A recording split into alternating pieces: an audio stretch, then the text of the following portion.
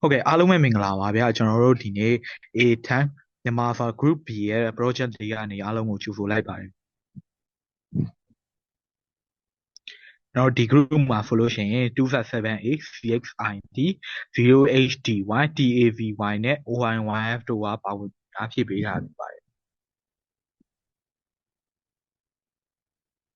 ကျွန်တော်ပထမဆုံးအနေနဲ့မြန်မာစကားသံနဲ့အနက်အဓိပ္ပာယ်စာရေးသူမောင်ခင်မင်းဓနုပြူအမျိုးအစားဆောင်းမစကားပြေကောက်နှုတ်ချက်မြန်မာစကားမြန်မာစာရုပ်ပုံတော့ရည်ရွယ်ချက်မြန်မာစကားသံနဲ့အနက်အဓိပ္ပာယ်တို့ဆက်သွယ်ပုံကိုသိရှိနားလည်ပြီးလက်တွေ့အသုံးပြုတတ်စေရန်စာရေးသူဤကိုရေးအချင်း1942ခုနှစ်ဇန်နဝါရီလ2ရက်နေ့မှာဆိုလို့ရှိရင်ဓနုပြူမျိုးနဲ့ကျုံတနီကျေးရွာ၌အဖဥရမာနဲ့အမိဒေါ်စောတင်တို့ကဖွားမြင်ပြီးတော့အမိအရင်ကဥခင်ရေးဖြစ်ပါတယ်1954ခုနှစ်ရန်ကုန်မြို့ Municipal ပညာရေးအဖွဲ့စစ်ဆေးရဲ့စတုတ္ထတန်းဆောင်ပွဲကိုပထမအဆင့်နဲ့အောင်မြင်ခဲ့58ခုနှစ်မှာဆိုလို့ရှိရင်တသက်မှာတန်းအလယ်တန်းပညာသင်ဆု scholarship ဆောင်ပွဲပါအမှတ်အများဆုံးနဲ့အောင်တဲ့အတွက်ကြောင့်မလို့အလယ်တန်းပညာသင်ဆု scholarship ဆုကိုရရှိခဲ့တယ်။စာနယ်ဇင်းများမှာလည်းဆောင်းပါးများစာရေးနေပြီဖြစ်တယ်။1954 1959တက္ကသိုလ်မွေးတွင်တပြည်လုံး၌မြန်မာစာအမှတ်အများဆုံးဖြစ်အတန်းတိုင်း၌ထူးချွန်စွာအောင်မြင်ခဲ့တယ်။1963ရန်ကုန်တက္ကသိုလ်မှာမဟာဝိဇ္ဇာဘွဲ့အထွေထွေဂုဏ်ထူးရရှိခဲ့တယ်။1969ခုနှစ်မဟာဝိဇ္ဇာဘွဲ့ဂုဏ်ထူးကိုလည်းရရှိခဲ့တယ်။2002ခုနှစ်အောက်တိုဘာလ19ရက်နေ့မှာဆိုလို့ရှိရင်ကျင်းပတဲ့ရန်ကုန်တက္ကသိုလ်105ကြိမ်မြောက်ဝန်ထမ်းသဘင်အခမ်းအနားမှာဂုဏ်ထူးဆောင်စာပေပါရဂူဘွဲ့ချီးမြှင့်ခြင်းကိုခံခဲ့ရတယ်။1963ပသိမ်ကောလိပ်မြန်မာစာဌာန၌နီးပြလက်ထောက်ကတိကတွဲဘက်ပါမောက္ခအဆင့်များဖြင့်ပသိမ်ကောလိပ်ရန်ကုန်တက္ကသိုလ်ဝိဇ္ဇာနှစ်သိပ္ပံတက္ကသိုလ်ဒဂုံတက္ကသိုလ်ပြည်ဒီဂရီကောလိပ်ရန်ကုန်တက္ကသိုလ်တို့၌တာဝန်ထမ်းဆောင်ခဲ့တယ်1998ခုနှစ်69ခုနှစ်တွေမှာတွဲဖက်ပါမောက္ခအပြင်တာဝန်ထမ်းဆောင်နေစဉ်နိုင်ငံတော်ပညာရေးအစိုးရရဲ့ဝန်ကြီးဌာနရဲ့တာဝန်ပေးချက်အရဂျပန်နိုင်ငံအိုဆာကာနိုင်ငံခြားဘာသာတက္ကသိုလ်တွင်မြန်မာစာအပါမောက္ခအဖြစ်2နှစ်တာဝန်ထမ်းဆောင်ခဲ့တယ်1902ခုနှစ်မှာဆိုလို့ရှိရင်နိုင်ငံဝန်ထမ်းအဖြစ်အငြိမ်းစားယူခဲ့တယ်1989ခုနှစ်စကားပြေသဘောတရားစကားပြေအတတ်ပညာစာအုပ်ထွက်ရှိခဲ့တယ်1980စကားပြေဖွဲ့စည်းပုံနဲ့ဘာသာပြန်လေ့လာချက်ဆက်လက်ပြီးတော့ကြန့်ရှိနေတဲ့အကြောင်းအရာကို VOHDY ကနေဆက်လက်ရှင်းပြပေးသွားမှာဖြစ်ပါတယ်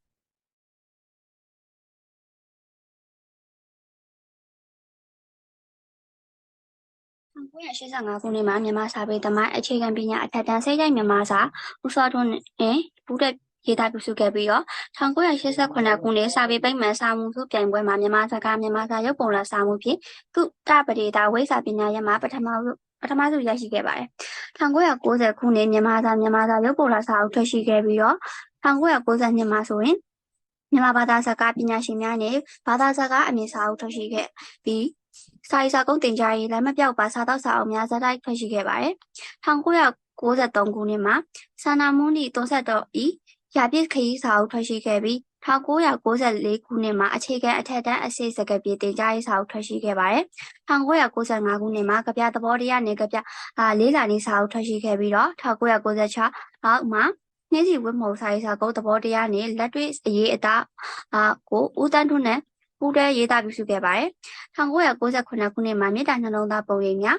စာပေသမုတ်တရားနိုင်တဲ့ပြည်ကူကြီးစကားသမုတ်တရားစာသမုတ်တရားစတဲ့စာအုပ်များထွက်ရှိခဲ့ပြီးတော့2000ပြည့်နှစ်မှာဆိုရင်တန်2တန်3တန်စာအုပ်ထွက်ရှိခဲ့ပါတယ်2001ခုနှစ်မှာသုတေသနလက်ဆက်စာအုပ်ထွက်ရှိခဲ့ပြီးတော့2002ခုနှစ်မှာ240ဘဝမှတ်တိုင်များစာအုပ်ထွက်ရှိခဲ့ပြီးအဲ့ဒီစာအုပ်ဖြစ်တဲ့အမျိုးပိုးသားစာပေစုစာပေသားစုရရှိခဲ့ပါတယ်2003ခုနှစ်မှာထိုင်းနိုင်ငံချူလာလာကိုတက္ကသိုလ်နိုင်ငံတကာရတစာပေဆွေးနွေးပွဲမှာမြန်မာ post colonial literature စာတမ်းကိုဖတ်ကြားခဲ့ပြီးရောစာဆိုလက်ရစာအုပ်ထွက်ရှိခဲ့ပါတယ်2004ခုနှစ်မှာထိုင်းနိုင်ငံဈေးမှန်မြို့မှာ AUN ကနေပြီးတော့ကျင်းပတဲ့ဘာသာစကားစာရေးဆွေးနွေးပွဲမှာဆိုလို့ရှိရင်လည်းsome phonological problem in teacher Myanmar or a foreign language in foreigner စာတမ်းဖတ်ကြားခဲ့ပါတယ်ဆက်လက်ပြီးတော့ဒုဆက်ဆက်အင်ရနေပြီးပြောပြပေးသွားမှာပဲဖြစ်ပါတယ်ဟုတ်ကဲ့ပါဆက်လက်ပြီးတော့ဒီအတ္တဗေဒနိဒံတပည့်နဲ့ဆရာနဲ့တပည့်စာပေမှတ်တိုင်များကိုဖြတ်တန်းခြင်းစာအုပ်များလည်းထွက်ရှိခဲ့ပါတယ်2005ခုနှစ်ရောက်တဲ့အခါမှာတော့တက်တန့်ရောင်စုံဘာသာစကားမောင်ရုံစွန်းနှင့်မဲမတီ ရသစာရန်များစတဲ့စာအုပ်တွေလည်းထွက်ရှိခဲ့ပါတယ်။ဆရာမောင်ခင်မင်ဓနုဖြူကဘာသာစာပေဆိုင်ရာသူတည်တနာစာတမ်းဖတ်ပွဲတွေစာပေပိတ်မှန်စာတမ်းဖတ်ပွဲတွေမှာဘာသာစကားဆိုင်ရာမြန်မာစကားပြေဆိုင်ရာစာတမ်းငယ်ဆိုင်ရာစာတမ်းတွေကိုရေးသားပြုစုဖတ်ကြားခဲ့ပါတယ်။1989ရောက်တဲ့အခါမှာတော့စာပေပိတ်မှန်စာမှုစုပြိုင်ပွဲမှာမြန်မာစကားမြန်မာစာရုပ်ပုံလွှာစာမှုနဲ့သုဒပရိသဝိဇ္ဇာပညာရပ်မှာပထမအစုရရှိခဲ့ပါတယ်။2002ခုနှစ်အောက်တိုဘာလ19ရက်နေ့မှာကျင်းပတဲ့ရန်ကုန်တက္ကသိုလ်105ကြိမ်မြောက်ဘွဲ့နေ့သဘင်အခမ်းအနားမှာဂုဏ်ထူးဆောင်စာပေပါရဂူဘွဲ့ကိုချီးမြှင့်အပ်နှင်းခြင်းခံခဲ့ရပါတယ်။2002ခုနှစ်နှစ်40ဘဝမှတ်တိုင်များစာအုပ်နဲ့လည်းအမျိုးသားစာပေစုစာပရိသစုရရှိခဲ့ပါသေးတယ်။ဆက်လက်ပြီးတော့ထင်ရှားတဲ့စာအုပ်တွေကိုပြောပြပေးသွားမှာပါ။စကားပြေသဘောတရားစကားပြေအတတ်ပညာမြန်မာစကားမြန်မာစာရုပ်ပုံလွှာမြန်မာဘာသာစကားပညာရှင်များနှင့်ဘာသာစကားအမည်မေတ္တာနှလုံးသားပုံရိပ်များစာပေသမုဒ္ဒရာ၌လက်ပစ်ကူခြင်းစကားသမုဒ္ဒရာစာသမုဒ္ဒရာနှစ်40ဘဝမှတ်တိုင်များစာပေမှတ်တိုင်များကိုဖျက်ဆီးခြင်းမောင်ရုပ်စွန်းနှင့်မေမဒီရသစာတမ်းများနဲ့နှစ်40ရာစုစကားပြေဆရာများစတဲ့စာအုပ်တွေပဲဖြစ်ပါတယ်ဆက်လက်ပြီးတော့ CXID ကပြောပြပေးသွားမှာဖြစ်ပါတယ်ဟုတ်ကဲ့ပါအတန်းထဲမှာဆရာမနှင့်ကျောင်းသားကျောင်းသူများအားလုံးမင်္ဂလာပေါင်းနှင့်နှုတ်ခွန်းဆက်သလိုက်ပါရှင်ကျမတို့သူတို့ထူမှ CXID ပဲဖြစ်ပါတယ်ဒီနေ့မှာတော့မြန်မာစကားအတန်နဲ့အနက်အဓိပ္ပာယ်ဆက်ဆက်မှုရှိခြင်းအရေးပါတယ်ဆိုတဲ့အဆိုကိုကန့်ကွက်ပြီးတော့ဆွေးနွေးသွားမှာပဲဖြစ်ပါတယ်တကယ်တော့မြန်မာစကားအတန်နဲ့အနက်အဓိပ္ပာယ်ဆက်ဆက်မြန်မာစကားအတန်တိုင်းကသူ့ဆိုင်ရာအနက်အဓိပ္ပာယ်နဲ့ဆက်ဆက်နေရမျိုးသိမရှိပါဘူးစကားတန်နဲ့အနက်အဓိပ္ပာယ်ဆက်ဆက်မှုရှိတဲ့စကားလုံးတွေကိုရှာရတာဟာကောက်ရုံပုံထဲမှာအနက်အဓိပ္ပာယ်sorry ကောက်ရုံပုံထဲမှာအပြောက်ရှာရတာချက်တောင်ပို့ပြီးတော့ခက်ခဲပါသေးတယ်ဒါပေမဲ့စကားတန်နဲ့အနက်အဓိပ္ပာယ်ဆက်ဆက်မှုမရှိတဲ့စကားလုံးတွေကတော့ဒီမြန်မာနိုင်ငံကြီးနဲ့တန်ပုံရပုံလိုလက်ညှိုးထိုးမလွယ်အများကြီးရှိနေတာကိုတွေ့ရပါတယ်လက်တွေ့ဘဝမှာဆိုလို့ရှိရင်လူသားတွေကလူလောကရဲ့မွေးလာပြီဆိုလို့ရှိရင်မိသားစုနဲ့စကားပြောရတယ်။ကြီးလာတဲ့အခါမှာတငယ်ချင်းတွေလုပ်ဖို့ခိုင်ဘက်တွေနဲ့ဘဝတသက်တာလုံးဆက်သွယ်ပြောဆိုရပါတယ်။ဒါပေမဲ့လူဝချင်းချင်းဆက်သွယ်နိုင်ဖို့ကစကားတောင်လိုအပ်တာမဟုတ်ပါဘူးရှင်။ကျမတို့ဒီတခြားတစ်ဖက်ကနေတွေ့လိုက်မှဆိုလို့ရှိရင်အတိတ်ကမကောင်းတာကြောင့်မလို့ပေါ့နော်။ဒီချိုးရင်းချက်နဲ့မွေးဖွားလာတဲ့သူတွေရှိနိုင်ပါတယ်။ဒီဆုံးကနားမကြတဲ့သူတွေပေါ့နော်။တို့ကဆိုလို့ရှိရင်စကားနားမကြတဲ့အတွက်ကြောင့်မလို့စကားဆိုတာသူတို့အတွက်လုံးဝအရှိမပါပါဘူး။ဒါကြောင့်မလို့သူတို့ကဒီလက်ဟန်ခြေဟန်တွေစာရေးသားခြင်းတွေနဲ့ပဲဆက်သွယ်ကြရပါတယ်။အဲဒါကြောင့်မလို့သူတို့အတွက်စကားတောင်အရှိမပါဘူးဆိုလို့ရှိရင်ဒီစကားတန်နဲ့အနက်အဓိပ္ပာယ်ဆက်ဆက်မှုကအရေးပါတယ်ဆိုတာဘယ်လိုမှမသက်ဆိုင်ပါဘူး။နောက်ထပ်တစ်ခုကတော့ဒီလက်ဟန်ဘာလို့ပေါ့နော်ဒီစကားတန်အရေးပါနေမှာဆိုလို့ရှိရင်ဒီလက်ဟန်အမူအရာတွေစာရေးသားနည်းစနစ်တွေကရှိနေရတယ်ရှင်နောက်ခုစကားတန်အနေမြင့်ပေါ့နော်စကားတန်အနေမြင့်မှာဆိုလို့ရှိရင်လူတယောက်ရဲ့စိတ်နေစိတ်ထားနဲ့ကိုယ်သွေးကိုဆုံးဖြတ်ပြီးနိုင်တဲ့အရာမဟုတ်ပါဘူးရှင်အဓိကကတော့အတန်မဟုတ်ဘဲနဲ့ body language တွေ face expression တွေနဲ့ဒီဆက်သွယ်တဲ့အခါမှာပြောဆိုနိုင်ပါတယ်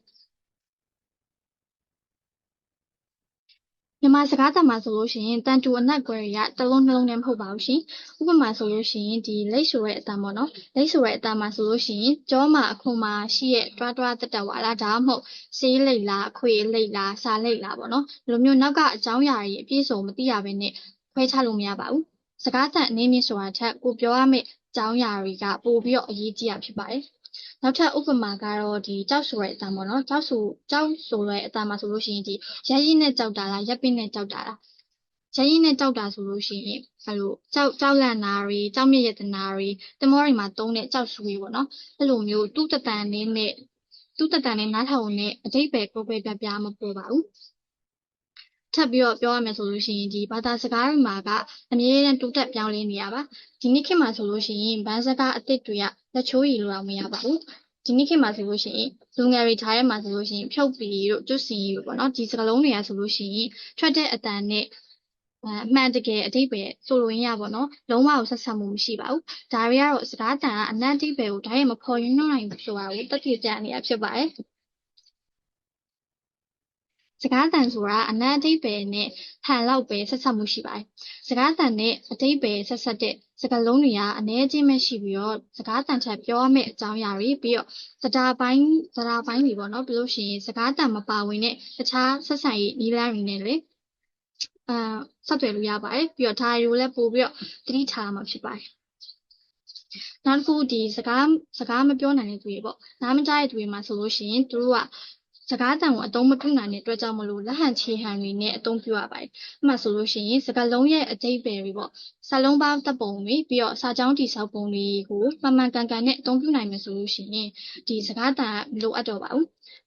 ပြပြတတ်စကားမပြောနိုင်ဆိုလို့ရှိရင်တစ်ဖက်လူကတော့နားမလည်ရမဟုတ်ပေါ့နော်ဒါပေမဲ့ဒီလက်သားရွယ်ကလေးလေးမှာဆိုလို့ရှိရင်သူကပြပြတတ်မပြောနိုင်သေးပါဘူးဒါပေမဲ့လူကြီးမိဘတွေကနားလည်ပါတယ်စကားတန်အနည်းမြင့်အကြောင်းနဲ့အဓိပ္ပာယ်တွေကလည်းမပြောင်းလဲနိုင်ပါဘူးအဓိကတော့အာယုံစူးစိုက်မှုတွေနဲ့ဒီစိတ်နေစိတ်ထားခံစားချက်တွေကိုပဲပြောင်းလဲနိုင်ပါတယ်လူမှုဆက်ဆံရေးမှာဆိုလို့ရှိရင်လည်းစကားတန်ထက်လူတက်ဦးစီရဲ့စကားပြောဆိုပုံတွေပေါ့နော်ပြီးလို့ရှိရင်သူတို့ပြုမှုနေတဲ့လုပ်ရက်တွေပြီးတော့စကားလုံးအသုံးပြုပုံတွေပေါ့အဲ့ဒါရပို့ပြီးတော့အဓိကကြအရေးကြီးပါတယ်ဘယ်အခြေအနေမှာပဲဆိုပေါ့နော်ဒီမြန်မာစကားမှာပဲဖြစ်ဖြစ်ဘယ်ဘာသာစကားမဆိုဒီအသုံးပြုမဲ့သူတွေကပေါ့စကားတန်ကိုအဓိကထားစဉ်းစားပြီးတော့မဟုတ်ဘဲနဲ့သူတို့ပြောချင်တဲ့အတွေးခေါ်ရေးအထင်အမြင်တွေပေါ့နော်ဒါတွေကိုအဓိကထားပြီးတော့ဖော်ပြကြပါတယ်ဥပမာဆိုလို့ရှိရင်ဒီကြသည်နဲ့ခြသည်ပေါ့နော်ဒီနှစ်ခုကတော့အဓိပ္ပာယ်တူတယ်ဒါပေမဲ့ဒီသုံးတဲ့နေရာတွေကတော့ကွာပါတယ်ဒီဖြစ်ပေါ်လာတဲ့အခြေအနေကိုကြည့်ပြီးတော့စကားလုံးမှန်မှန်နဲ့အနတ်အဓိပ္ပာယ်မှန်မှန်ကန်ကန်သုံးနိုင်မယ်ဆိုလို့ရှိရင်စကားတန်အရေးမကြီးတော့ပါဘူးနောက်ပြီးယနေ့ခေတ်တိုးတက်လာတဲ့ AI နည်းပညာပေါ့ဒီမှာဆိုလို့ရှိရင်ဘာသာစကားအသုံးပြုတဲ့အခါမှာဘာသာပြန်တဲ့အခါမှာဆိုလို့ရှိရင်စကားတန်ကိုအကြီးကမထားဘဲနဲ့ကိုပြောချင်တဲ့အကြောင်းအရာတွေအဓိပ္ပာယ်တွေကိုပဲအရေးပေးပါတယ်ပြီးတော့ဆောင်းပါရှင်ကိုယ်တိုင်ဆရာကိုယ်တိုင်ကလည်းစကားတန်အချို့နဲ့အနတ်အဓိပ္ပာယ်ဆက်ဆက်နေတယ်လို့ပဲရေးထားပါတယ်စကားတန်အားလုံးဆက်ဆက်နေတာမဟုတ်တဲ့အတွက်ကြောင့်မလို့ဒီမြန်မာစကားတန်နဲ့အနတ်အဓိပ္ပာယ်ဆက်ဆက်မှုရှိခြင်းအရေးပါတယ်ဆိုတဲ့အဆိုကိုအပြည့်အဝကန့်ကွက်လိုက်ပါတယ်ရှင်နောက်ထပ်ဆွေးနွေးသွားမှာကတော့ OYYF ကိုဖြစ်ပါတယ် ဟုတ်ကဲ့အားလုံးပဲမင်္ဂလာပါကျွန်တော်ကဒီနေ့ကျွန်တော်တို့စကားတန်နဲ့အနက်တိတ်ပဲဆက်ဆက်မှုတွေတဲ့ဒီ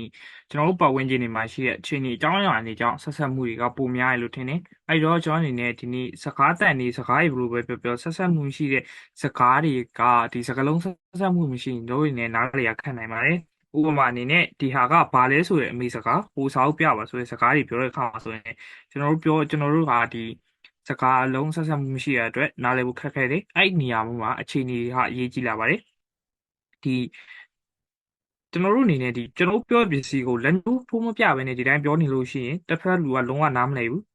အဲ့ဒီအတွက်စကားတန်နဲ့အနိမ့်တဲ့ပဲဆက်ဆက်တာကအရေးမပါတော့လားဒါမှမဟုတ်မဟုတ်တော့လားဆိုတဲ့တွေးမျိုးတွေဖြစ်တယ်ကိုလည်းမှုရာတွေကလည်းအရေးကြီးလာတယ်ကိုလူချင်းတဲ့ပစ္စည်းတွေလက်ညှိုးထွန်ပြပြီးသုံးမှသာတစ်ဖက်လူကနားလည်မှာဖြစ်တယ်ပြင်ပချင်းနေဆက်ဆက်မှမရှိဘဲနဲ့ဟိုကဒီဟာဆိုတဲ့စကားလုံးတွေကိုလုံးဝမသိနိုင်ဘူးဒီဥစ္စာကဘာသဘောလဲဆိုရင်ဒီစကားတန်နဲ့တင်မဟုတ်ဘဲနဲ့စကားလုံးဆက်ဆက်မှုမရှိရင်ဒီစကားတန်ကြောင့်နဲ့စကားတန်နဲ့အနက်တိတ်ပဲဟာလုံးဝဆက်ဆက်မှုရှိဘူးဆိုတဲ့အကြောင်းအရာကိုပြောချင်တာဖြစ်ပါတယ်ဒီတော့ဒီအဆက်ဆက်ကိုလုံးဝဘေးဖက်စကားလုံးဆက်ဆက်မရှိရင်ဒီစကားတန်နဲ့အနက်တိတ်ပဲဆိုစကားလုံးဆက်ဆက်မှုမရှိရင်နားလည်နိုင်တာဖြစ်တဲ့အတွက်ဒီစကားတန်နဲ့အနက်တိတ်ပဲဆက်ဆက်မှုဆိုတာလေတက်ပို့ပြီးအရေးကြီးရလို့ကျွန်တော်မြင်တယ်နောက်တစ်ခုကတော့အတိတ်ပဲနှစ်ခွဖြစ်တဲ့ဝါကြကြီးဖြစ်တယ်ကျွန်တော်တို့အနေနဲ့ဒီဆေးသွားဝယ်မယ်ဆိုလို့ပြီးတော့ပြောတဲ့ဝါကြမျိုးကိုပြောလိုက်တယ်ဆိုရင်ဆေးဆိုတဲ့စကားလုံးဟာယောဂကုတဲ့ဆေးလားဒါမှမဟုတ်အိမ်ဒီမှာသုံးတဲ့နန်းတုပ်ဆေးလားဆိုတဲ့အတိတ်ပဲမျိုးတက်ရောက်နေနိုင်တယ်အဲ့လိုချိန်မျိုးမှာဆိုရင်အဆက်မမိရဲ့အကြောင်းအရာတွေကိုထည့်တာကအရေးကြီးတယ်ကျွန်တော်နေမကောင်းလို့ဆေးသွားဝယ်မလို့ဆိုတာဆိုရင်အဖျားပြတ်ဖို့အတွက်ဆေးသွားဝယ်မှာဖြစ်လို့ဟိုဒီအိမ်မှာတုပ်ဖို့အတွက်နရံတုပ်ဆေးသွားမယ်လို့ပြောတဲ့ခါကျမှဒါကျွန်တော်တို့အိမ်မှာဆေးတုပ်မယ်ဆိုတာမျိုးကိုတစ်ဖက်လူနားထောင်တဲ့သူကနားလည်မှုမလွဲတော့ဘဲနဲ့တေချာနားထောင်နိုင်မှာဖြစ်ပါတယ်အဲ့ဒီအတွက်အခြေအနေဆက်တွေပြီးတော့ဒီစကားလုံးဆက်တွေကဒါအနက်ဒိတ်ပဲကိုပို့ပြီးတော့ဖော်ပြနိုင်တယ်ဆိုတဲ့အကြောင်းအရာတွေကိုကျွန်တော်အနေနဲ့ပြောပြချင်ပါတယ်ကျွန်တော်တို့ဒီနေ့ပြောတဲ့အကြောင်းအရာတွေကတော့ဒီလောက်ပဲဖြစ်ပါတယ်ဒီအဆုံးထိအတူလိုက်ပါနားထောင်ပေးရဲ့ဆရာမနဲ့အတူဒီအတန်းထဲကအတန်းသူငယ်ချင်းတွေပြီးတော့ကျန်တဲ့သူအားလုံးကိုအထူးကျေးဇူးတင်ပါတယ်ခင်ဗျာ